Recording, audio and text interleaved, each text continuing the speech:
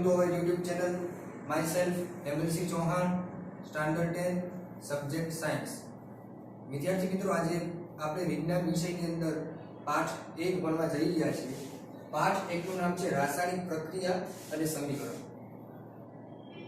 રાસાયણિક પ્રક્રિયા અને સમીકરણ ઉપરથી જ તમને ખબર પડી જાય કે આ જે પાઠ છે એ રસાયણ વિજ્ઞાનનો પાઠ છે. ધોરણ 10 ની અંદર રસાયણ વિજ્ઞાનના 5 પાઠ આવેલા છે. એ 5 પાઠ પૈકીનો આ પ્રથમ પાઠ છે.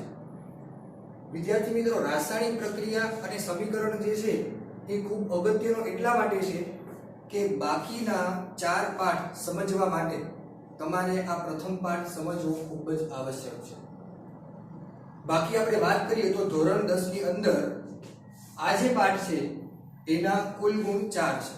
બ્લુપ્રિન્ટ અનુસાર એનો ગુણભાર 4 છે. તેની અંદર 3 માર્ક્સનો એક સવાલ અને ઓબ્જેક્ટિવ 1 માર્ક્સનો એક સવાલ પૂછાય છે. તો આજે આપણે આ પાઠ વિશે ચર્ચા કરીશું. આપણે સૌપ્રથમ પાઠની અંદર આવનારા ટોપિક જોઈએ. તો સૌપ્રથમ આપણે રાસાયણિક સમીકરણનું વર્ણન ભણાવીશું, ત્યારબાદ સંયોગીકરણ પ્રક્રિયા, ત્યારબાદ વિઘટન પ્રક્રિયા, ત્યારબાદ વિસ્થાપન પ્રક્રિયા, ત્યારબાદ દ્વિવિસ્થાપન પ્રક્રિયા, ત્યારબાદ ઓક્સિડેશન અને રિડક્શન, ત્યારબાદ જે છે એ ક્ષાર. આટલી પ્રક્રિયાઓ આપણે જે છે એ ભણાવવાની છે.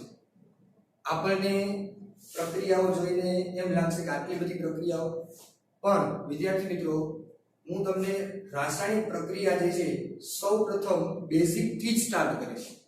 બેઝિક થી સ્ટાર્ટ કરીશ એટલે કોઈ એવી કઈ ગભરાવાની જરૂર નથી કે આટલા ટોપિક જે છે અમને કેમ આવડશે. આટલા ટોપિક આપણે જે છે એ ક્લિયર કરીશું. બરોબર છે? તો સૌપ્રથમ આપણે જે છે એ પ્રસ્તાવના તરફ આગળ વધીશું. તો પ્રસ્તાવના જોવા જઈએ, હવે ઘણા બધા વિદ્યાર્થીઓ એમ કે અમે તો પ્રયોગશાળામાં ગયા જ નથી, તો પછી અમને જે છે એ પ્રક્રિયા કેમ આવડશે? એવું નથી વિદ્યાર્થી મિત્રો, પ્રયોગશાળામાં ગયા નથી, પણ આપણે તમને જાણીને આશ્ચર્ય થશે કે આપણે જે છે રોજ બરોજ ઘરની અંદર પ્રક્રિયા કરીએ જ છીએ. ઇવન આપણા શરીરમાં પણ પ્રક્રિયા થાય છે. અહીંયા આપણે જોઈએ રોજિંદા જીવનમાં બનતી ઘટનાઓ. તો સૌપ્રથમ જે છે ખોરાકનું રાંધવું. વિદ્યાર્થી મિત્રો, આપણે જે ખોરાક રાંધીએ છીએ, બરોબર, એ એક પ્રક્રિયા જ છે. હું તમને સમજાવું કઈ રીતે પ્રક્રિયા. આપણે રોટલી કરવી હોય તો એની અંદર આપણે લોટ, મીઠું, તેલ, પાણી, આ બધી વસ્તુની જરૂર પડે. આ બધી વસ્તુ થયા પછી એનું એક મિશ્રણ કરીને લોટ તૈયાર કરવાનો. લોટ તૈયાર કર્યા પછી વણવાનું. રોટલી વણ્યા પછી એને ધીમા તાપે એટલે કે તાપમાન રાખીને શેકવાનું. ત્યારબાદ રોટલી તૈયાર થાય છે. કહેવાનું મારું એ છે કે એ પણ એક રાસાયણિક પ્રક્રિયા છે. વિદ્યાર્થી મિત્રો, લોટ, પાણી, તેલ, મીઠું, આ બધી જ વસ્તુ પ્રક્રિયક કહેવાય. અને આપણે જે રોટલી બની છે એને કહેવાય નિપજ. તો આખી થઈ એ રાસાયણિક પ્રક્રિયા છે. એવી જ રીતે આપણે દાળ, ભાત, શાક, આ બધી વસ્તુ જે છે એક પ્રકારનું રાસાયણિક પ્રક્રિયા જ છે. તો ખોરાકનું રાંધવું એ પણ રાસાયણિક પ્રક્રિયા જ છે. મેં તમને કીધું હતું કે આપણી આજુબાજુ પણ પ્રક્રિયા થાય છે અને શરીરની અંદર પણ પ્રક્રિયા થાય છે. જ્યાં વિદ્યાર્થી મિત્રો શરીરની અંદર પણ પ્રક્રિયા થાય છે. તમે જોઈ રહ્યા છો શ્વાસોશ્વાસની ક્રિયા કેવું ગજબ છે. આપણે જે છે એ ઓક્સિજન વાયુ લઈએ છીએ, ઉચ્છ્વાસમાં આપણે જે છે કાર્બન ડાયોક્સાઇડ વાયુ છોડીએ છીએ. તો આ પણ જે પ્રક્રિયા છે શ્વાસોશ્વાસની પ્રક્રિયા, એ પણ એક રાસાયણિક પ્રક્રિયા છે. બીજી વસ્તુ, શરીરમાં ખોરાકનું પાચન થવું.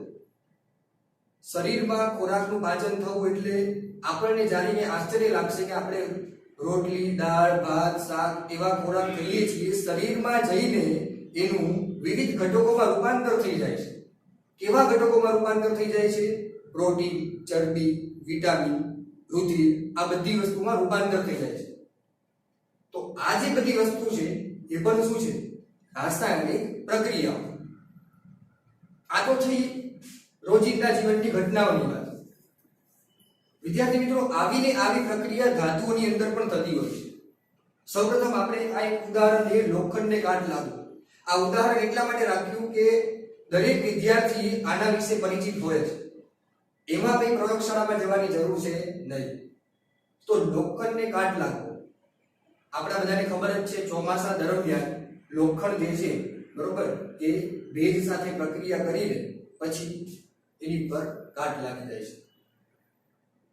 તો વિદ્યાર્થી મિત્રો આટલી જે વસ્તુ છે, ખોરાકનું રાંધવું, શ્વાસોશ્વાસની ક્રિયા, શરીરમાં ખોરાકનું પાચન થવું, લોખંડનો કાટ લાગવો, પછી ઉનાળા દરમિયાન જે છે આપણે એક તપેલી દૂધની ભરીને મૂકી હોય ઓરડાના તાપમાને તો એ પણ બગડી જાય છે. તો દૂધ જે છે એ બગડી જાય છે, એ પણ શું છે? રાસાયણિક પ્રક્રિયાઓ. તો આપણે જે છે એ પ્રસ્તાવના વિશે માહિતગાર થયા. ખોરાકનું રાંધવું, આ બધી જે વસ્તુઓ જે આપણે ભણીએ છીએ એ હતી રાસાયણિક પ્રક્રિયા. વિદ્યાર્થી મિત્રો હવે આપણે આગળ જે છે એ રાસાયણિક સમીકરણનું વર્ણન કઈ રીતે કરવું એ ભણીશું. તો વિદ્યાર્થી મિત્રો રાસાયણિક સમીકરણનું વર્ણન, અહીંયા આપણે રાસાયણિક સમીકરણની એટલે કે પ્રક્રિયાને લગતા બધા જ મુદ્દા આવડી લીધા છે કે એમ થઈ જાય કે બધી વસ્તુ જે છે એ તમને આવડી જાય. તો સૌથી પહેલા જોઈએ કે એક્ઝામ્પલ તરીકે મેં પ્રક્રિયા લીધેલી છે બરોબર. પ્રક્રિયાની અંદર મેં નાઇટ્રોજન અને હાઇડ્રોજન એ બંનેની પ્રક્રિયા કરીને આપણે એમોનિયા વાયુ બનાવવાનો. આને હેબર પ્રક્રિયા પણ કહેવામાં આવે છે, પણ આપણે એક્ઝામ્પલ તરીકે લીધેલી છે બરોબર. રાસાયણિક પ્રક્રિયા શીખવા માટે રાસાયણિક પ્રક્રિયાની અંદર કેટલી વસ્તુનો ઉપયોગ થાય છે, કયા કયા સિમ્બોલનો ઉપયોગ થાય છે, ક્યાં આપણે વસ્તુ મૂકવી જોઈએ, કઈ રીતે રાસાયણિક પ્રક્રિયા શીખાય, કઈ રીતે રાસાયણિક સમીકરણ સમજાય, એ બધી વસ્તુ આપણે અત્યારે બેઝિક થી ભણવાના છે. તો સૌપ્રથમ આપણે રાસાયણિક પ્રક્રિયાની અંદર જે ડાબી બાજુ લખવામાં આવે છે તેને હંમેશા પ્રક્રિયક કહેવામાં આવે છે. પ્રક્રિયક હંમેશા ક્યાં લખવામાં આવે છે? ડાબી બાજુ. અહીંયા આપણો જે પ્રક્રિયક છે N2+H2, તો ડાયનાઇટ્રોજન અને ડાયહાઇડ્રોજન આ જે છે એ બંને આપણા પ્રક્રિયક કહેવાય.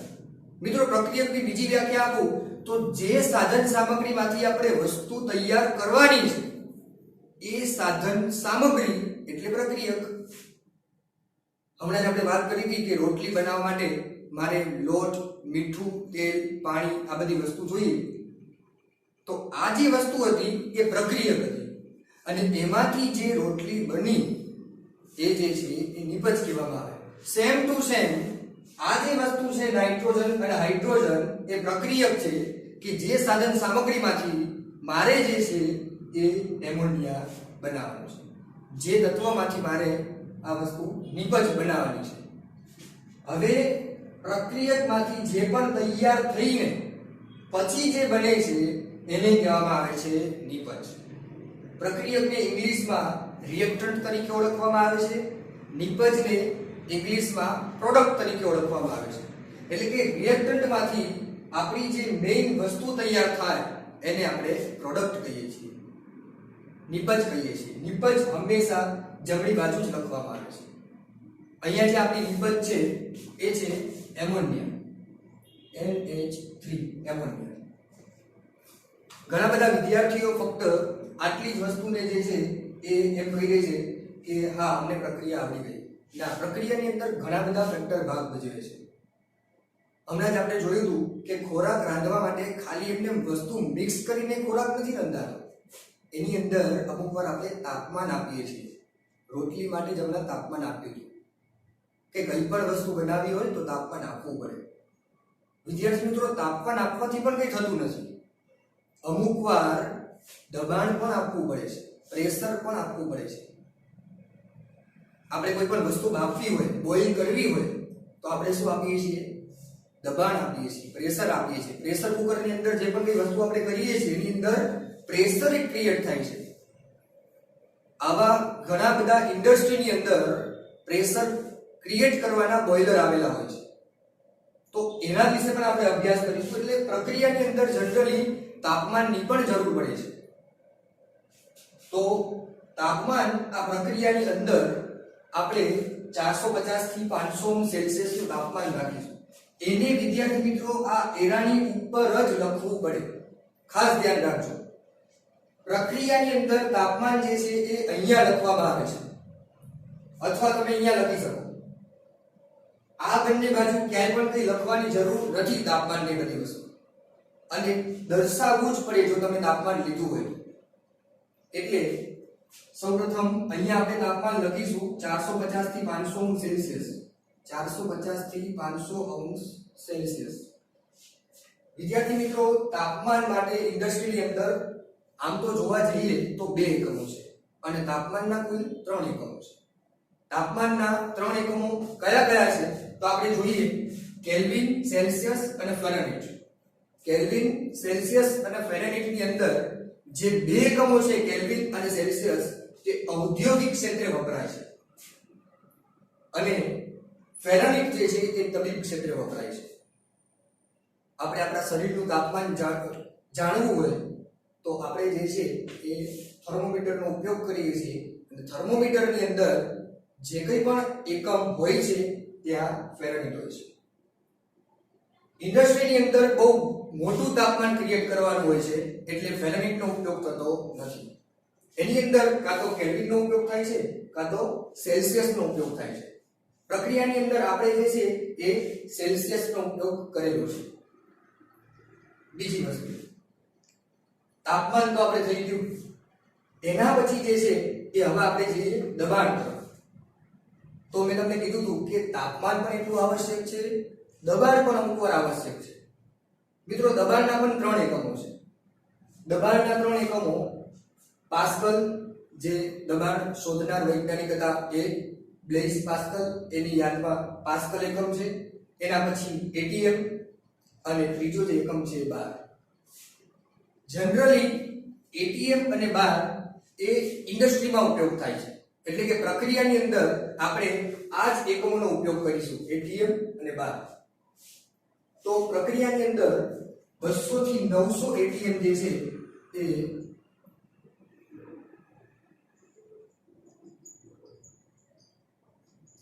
200 થી 900 એટીએમ દબાણ રહેલ છે પ્રક્રિયાની અંદર. ત્યારે આ પ્રક્રિયા થાય છે.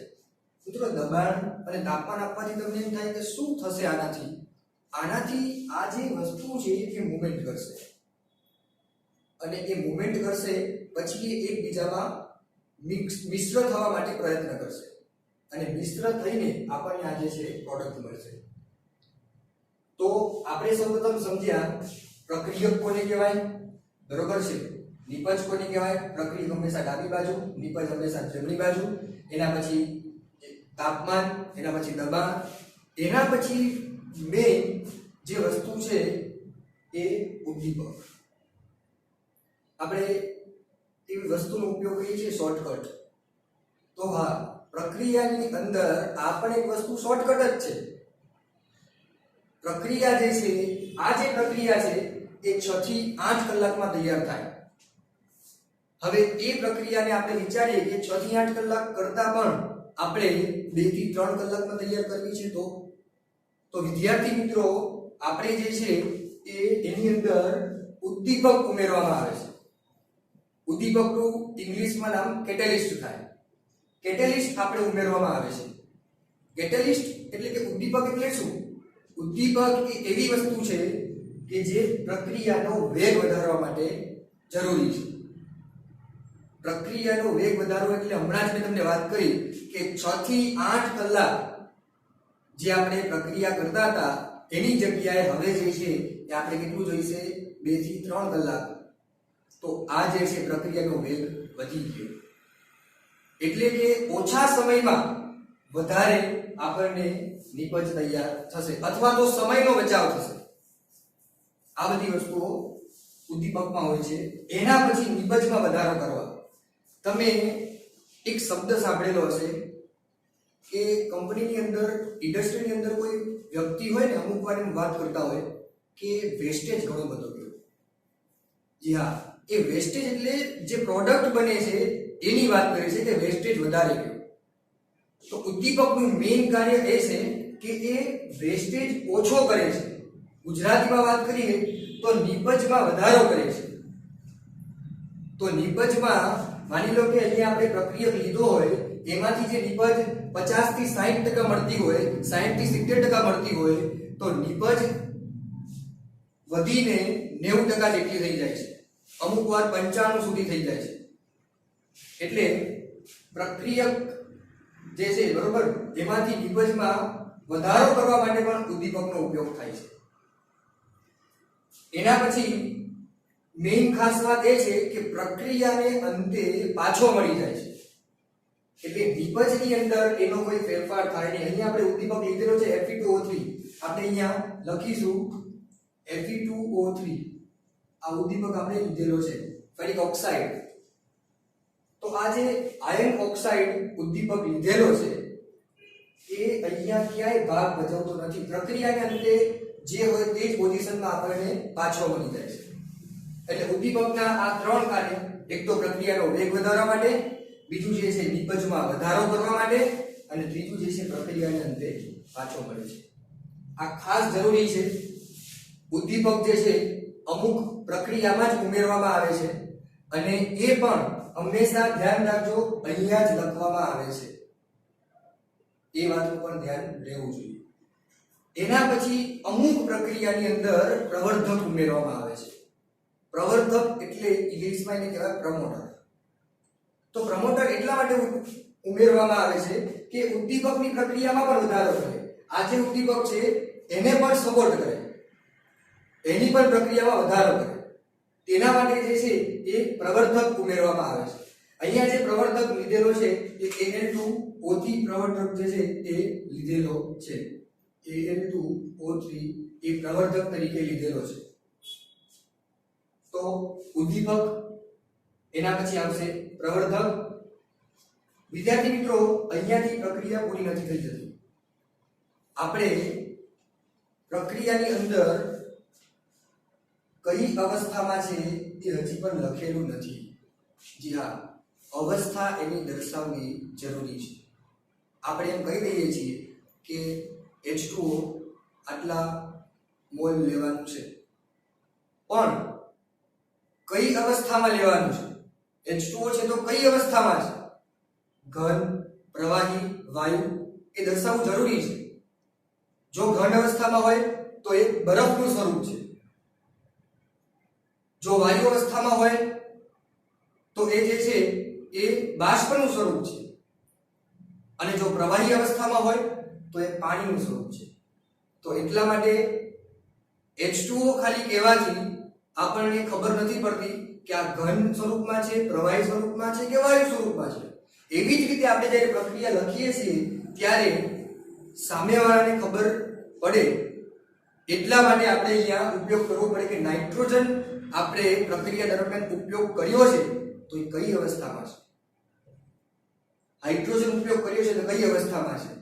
પ્રક્રિયકમાંથી આપણને નિપજ મળે છે તો કઈ અવસ્થામાં મળે છે? આ બધી વસ્તુનો ઉપયોગ આવશ્યક છે, કરવો જ પડશે. ઘણા બધા વિદ્યાર્થી મિત્રો આ જે અવસ્થા જે છે એનો ઉપયોગ કરતા નથી, એમ તેમ પ્રક્રિયા લખી નાખે છે. એના કારણે પણ માર્ક્સ કપાય છે. 10મા ધોરણની અંદર આ વસ્તુ ચાલશે નહીં. એટલે ખાસ ધ્યાન રાખીશું. આપણે નાઇટ્રોજન જે છે એ વાયુ અવસ્થામાં છે એટલે આપણે G લખીશું. હાઇડ્રોજન પણ આપણે વાયુ અવસ્થામાં છે એટલે આપણે G લખીશું. એમોનિયા પણ વાયુ અવસ્થામાં છે એટલે આપણે G લખીશું. વિદ્યાર્થી મિત્રો, ભૌતિક અવસ્થા આ ચાર સ્વરૂપમાં વધારે પડતી દર્શાવવામાં આવે છે. ભૌતિક અવસ્થામાં તો ઘન, પ્રવાહી, વાયુ, પછી બે નવી શોધાયેલી પ્લાઝ્મા અને બોઝ-આઇન્સ્ટાઇન સંઘટન, આ પાંચ છે. પણ આપણે જે છે ઘન, પ્રવાહી અને વાયુનો જ ઉપયોગ કરીશું. અને એક જે છે એક્વેસ એટલે કે જલીય. આપણે બીજી ભાષામાં કહીએ તો આને કહીએ તો ઘટ પ્રવાહી તરફ જેવું થાય. ઘટ પ્રવાહી ટાઈપ થોડું મળી ગયું. એટલે ભૌતિક અવસ્થાની અંદર સોલિડ એટલે કે ઘન, એને S તરીકે દર્શાવવામાં આવે છે. ગેસ એટલે કે વાયુ એટલે કે એને G તરીકે દર્શાવવામાં આવે છે. લિક્વિડ પ્રવાહી L તરીકે દર્શાવવામાં આવે છે. એક્વેસ જલીય અથવા ઘટ પ્રવાહી AQ તરીકે દર્શાવવામાં આવે છે. આ ટોપિક 9મા ધોરણની અંદર આવતો હતો એટલે આની તરફ તો તમને આ આવડતું જ હશે, બરોબર? એટલે હવે આપણે ચર્ચા કરીશું આગળ. તો આપણે જે પ્રક્રિયાઓ લખાઈ ગઈ એના પછી આપણે ભૌતિક અવસ્થાઓ લખાઈ ગઈ, એના પછી હવે આપણે સમજવાનું છે આ એરા વિશે કે આ શું દર્શાવે છે. આ પ્રક્રિયા વંચાય કઈ રીતે? તો આપણે એમ લખાય વંચાય કે ડાયનાઇટ્રોજન અને ડાયહાઇડ્રોજન આપણને મિશ્ર થઈને એમોનિયા વાયુ જે છે એ બનાવે છે. પણ આપણે સમીકરણના સ્વરૂપમાં વાંચવું હોય તો આ રીતે વંચાય dinitrogen plus dihydrogen will give us ammonia, will give us ammonia. આ સ્વરૂપમાં એને વંચાય છે. પણ આ એરો જે છે શું બતાવે છે? આ એરો જે છે એ આટલી વસ્તુ બતાવે છે પુરોગામી પ્રક્રિયા. પુરોગામી પ્રક્રિયા એટલે આ જે એરો છે એ પ્રક્રિયકથી હંમેશા નિપજ તરફ જ જાય છે, નિપજથી પ્રક્રિયક તરફ જશે નહીં. આ પ્રક્રિયા એક તરફી પ્રક્રિયા કહેવાય. એક તરફી પ્રક્રિયા એટલે હંમેશા પ્રક્રિયકથી નિપજ તરફ જ. વિદ્યાર્થી મિત્રો એક ઉદાહરણ આપું. ખાંડ અને પાણીનું મિશ્રણ કરી લઈએ, એના પછી જે ખાંડ અને પાણીનું મિશ્રણ બને છે, જે ગળ્યું પાણી બને છે, એમાંથી આપણે ખાંડ પાછી મેળવી શકતા નથી. તો એને એક તરફી પ્રક્રિયા કહેવાય. તો એવી રીતે આ જે છે એ એક તરફી પ્રક્રિયા છે કે ડાયનાઇટ્રોજનમાંથી ડાયહાઇડ્રોજનમાં રૂપાંતર થાય એટલે એમોનિયા બને છે. આ એક તરફી પ્રક્રિયા છે. એટલે એક તરફી પ્રક્રિયાને આપણે પુરોગામી પ્રક્રિયા કહીશું, પ્રક્રિયકથી હંમેશા નિપજ તરફ. એના પછી પ્રતિગામી પ્રક્રિયા. વિદ્યાર્થી મિત્રો નિપજમાંથી ફરીવાર આપણે જે છે પ્રક્રિયક તરફ જવું હોય તો અમુક પ્રક્રિયામાં એ શક્ય છે. તો નિપજથી પ્રક્રિયક તરફ ફક્ત જવું હોય તો એના માટે આપણે ઉપયોગ કરીશું પ્રતિગામી પ્રક્રિયા. આપણે અહીંયા લખીશું પ્રતિગામી પ્રક્રિયા. પુરોગામી પ્રક્રિયા ખબર પડી ગઈ, પ્રતિગામી પ્રક્રિયા ખબર પડી ગઈ. હવે આપણે જોઈશું પ્રતિવર્તી પ્રક્રિયા. જ્યાં વિદ્યાર્થી મિત્રો પ્રતિવર્તી પ્રક્રિયા એટલે રિવર્સિબલ પ્રોસેસ ઇંગ્લિશમાં એને કહેવામાં આવે છે. રિવર્સિબલ પ્રોસેસ એટલે શું? રિવર્સિબલ પ્રોસેસ એટલે બંને તરફ અહીંયા આપણે લખેલું છે એનો મીનિંગ એમ થાય કે પ્રક્રિયાની અંદર પ્રક્રિયકથી નિપજ તરફ અને નિપજથી પાછું પ્રક્રિયક તરફ આ બંને વસ્તુમાં રૂપાંતર શક્ય બને તો એને કહેવામાં આવે છે પ્રતિવર્તી પ્રક્રિયા. આની અંદર ઘણીવાર આવું કેમ થાય છે એ તમને હું સમજાવું. આની અંદર ઘણીવાર ભાગ ભજવે છે દબાણ. દબાણની અંદરની મૂવમેન્ટ થવાથી પ્રક્રિયા જે છે એ રિવર્સિબલ તરફ જાય છે એટલે પ્રતિવર્તી બને છે. તો પ્રતિવર્તી પ્રક્રિયા માટેને ખાસ સિમ્બોલ છે. એ પ્રતિવર્તી પ્રક્રિયા માટેનું સિમ્બોલ આપણે જોઈએ તો એ ખાસ સિમ્બોલ આ રીતે દર્શાવવામાં આવે છે.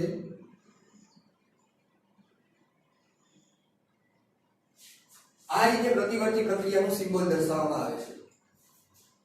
પ્રતિવર્તી પ્રક્રિયા એટલે મેં તમને કીધું બંને તરફ પ્રક્રિયકથી નિપજ તરફ, નિપજથી પ્રક્રિયક તરફ. ખાસ ધ્યાન રાખજો રિવર્સિબલ પ્રોસેસ ઘણી ઓછી હોય છે, બરોબર? પણ અમુક વાર વિદ્યાર્થીઓને આ ચિહ્નની અંદર ખબર નથી પડતી કે આ શું કહેવા માંગે છે. એટલા માટે આપણે આ પણ ટોપિકને આવડી લીધો. પ્રતિવર્તી પ્રક્રિયા કહેવાય પ્રક્રિયકથી નિપજ તરફ, નિપજથી પ્રક્રિયક તરફ. એના પછી આપણે વાત કરીએ જનરલી પ્રક્રિયાની અંદર બે વસ્તુ ઘણી બધી વાર થતી હોય છે અને પાઠ 1 ની અંદર પણ આપણે આ વર્ડ વિશે જાણવું જરૂરી છે. ઉષ્માક્ષેપક પ્રક્રિયા, ઉષ્મા શોષક પ્રક્રિયા.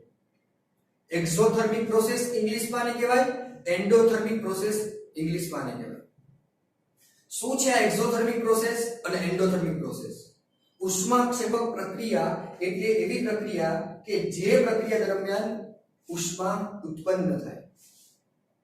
જે પ્રક્રિયા દરમિયાન ઉષ્મા ઉત્પન્ન થાય એટલે એવી કઈ પ્રક્રિયા? તો માની લો કે આપણે સોડિયમ છે એને આપણે પાણીમાં ઉમેરીએ એટલે ઉષ્મા ઉત્પન્ન થાય, હીટ જનરેટ થાય.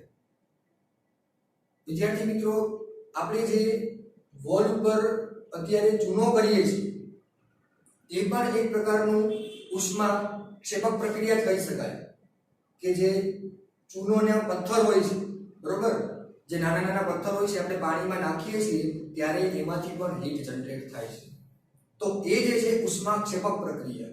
આ મેં તમને બે ઉદાહરણ આપ્યા, એના ઉપરથી તમને ખબર પડી ગઈ હશે કે બંનેની અંદર ઉષ્મા ઉત્પન્ન થાય છે, જેને કહેવામાં આવે છે ઉષ્માક્ષેપક પ્રક્રિયા. સોડિયમ તો વિદ્યાર્થી મિત્રો પાણીમાં નાખતા જ જે છે વિસ્ફોટ થાય છે અને સળગે છે, એટલે ઉષ્માક્ષેપક પ્રક્રિયા છે. એના પછી આગળ પણ આપણે આની ચર્ચા કરીશું ઉષ્માક્ષેપક પ્રક્રિયાની. ઉષ્મા શોષક પ્રક્રિયા. ઉષ્મા શોષક પ્રક્રિયા કોને કહેવામાં આવે છે? જે પ્રક્રિયા દરમિયાન ઉષ્માનું શોષણ થાય એને કહેવામાં આવે છે ઉષ્મા શોષક પ્રક્રિયા. આપણે જરૂરી તાપમાન ઉપરથી આપવું પડે. આપણે જાણીએ કે બરફ છે, બરફને પીગળવા માટે જે છે એ આપણે ઓરડાના તાપમાને મૂકીએ છીએ તો આપણે ઉપરથી તાપમાન આપીએ છીએ, એના જેવી વસ્તુ છે. તો એ જે છે એને શું કહેવામાં આવે છે? ઉષ્મા શોષક પ્રક્રિયા, કે જે આપણે તાપમાન ઉપરથી આપીએ છીએ, અથવા તો જે પ્રક્રિયા દરમિયાન ઉષ્માનું શોષણ થાય એને કહેવામાં આવે છે ઉષ્મા શોષક પ્રક્રિયા. આટલા ફેક્ટર જે છે એ પ્રક્રિયાને ઓળખવા માટે ભાગ ભજવે છે. રાસાયણિક સમીકરણ શું છે એ આનું બેઝિક મેં તમને શીખવાડ્યું પહેલા તો, કે કઈ રીતે પ્રક્રિયા ઓળખાય. વિદ્યાર્થી મિત્રો, એક અગત્યનો ટોપિક એ છે કે એનું સંતુલન કઈ રીતે કરવું. આ પ્રક્રિયા સંતુલિત નથી, એનો આગળ આપણે ટોપિક આવશે, પણ અહીંયા આપણે જાણી લઈએ કે સંતુલન કઈ રીતે આપણે કરવું. તો અહીંયા બે નાઇટ્રોજન છે અને અહીંયા જે છે પ્રક્રિયક તરફ બે નાઇટ્રોજન છે, નિપજ તરફ એક નાઇટ્રોજન છે. તો આપણે બંને બાજુ બે નાઇટ્રોજન કરવા પડશે. તો પ્રક્રિયક તરફ બે નાઇટ્રોજન છે, નિપજ તરફ બે નાઇટ્રોજન કરવા માટે આપણે અહીંયા બે વડે એને ગુણવું પડશે. એના પછી જોઈએ હાઇડ્રોજન. હાઇડ્રોજન પ્રક્રિયક તરફ 2 છે, નિપજ તરફ 3 2 6 થાય. એટલા માટે આપણે નિપજ તરફ 6 હાઇડ્રોજન છે, 3 ને 2 6 હાઇડ્રોજન. તો અહીંયા પણ આપણે 6 હાઇડ્રોજન કરવા માટે 3 વડે ગુણવું પડશે. અહીંયા થયા 6 હાઇડ્રોજન. હવે વિદ્યાર્થી મિત્રો જોઈએ, 2 નાઇટ્રોજન અહીંયા પ્રક્રિયક તરફ, 2 નાઇટ્રોજન નિપજ તરફ, 6 હાઇડ્રોજન પ્રક્રિયક તરફ, 6 હાઇડ્રોજન નિપજ તરફ. હવે તમને ખ્યાલ આવી ગયો છે કઈ રીતે પ્રક્રિયા સંતુલિત થાય. વિદ્યાર્થી મિત્રો, આટલા ફેક્ટર ભાગ ભજવે છે રાસાયણિક સમીકરણના વર્ણનમાં. બેઝિક થી એટલા માટે ચલાવ્યું કે આ બધા ટોપિક જે છે એ અમુક ટોપિક મેં મારી રીતે પણ આવરી લીધા છે કે જેનાથી તમને ખ્યાલ આવે. 8મામાં કે 9મામાં તમે જો ભૂલી ગયા હો તો એ તમને ખ્યાલ આવી જાય કે રાસાયણિક પ્રક્રિયા શું છે. આ ટોપિક એટલા માટે પણ જરૂરી છે કે આવનારા 5 પાઠ, આ પાઠને ઇન્ક્લુડ કરીને આવનારા રસાયણ વિજ્ઞાનના 5 પાઠ જે છે એની અંદર તમારે આ બધી વસ્તુનો ઉપયોગ થશે જ. એટલા જ માટે સૌપ્રથમ આપણે આ જ સ્ટાર્ટ કર્યું કે રાસાયણિક સમીકરણનું વર્ણન કઈ રીતે કરવું. તો એની અંદર આપણે ફટાફટ જોઈ લઈએ એકવાર.